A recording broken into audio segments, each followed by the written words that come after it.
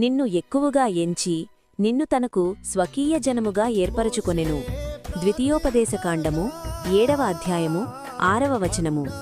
The Lord thy God hath chosen thee to be a special people unto himself.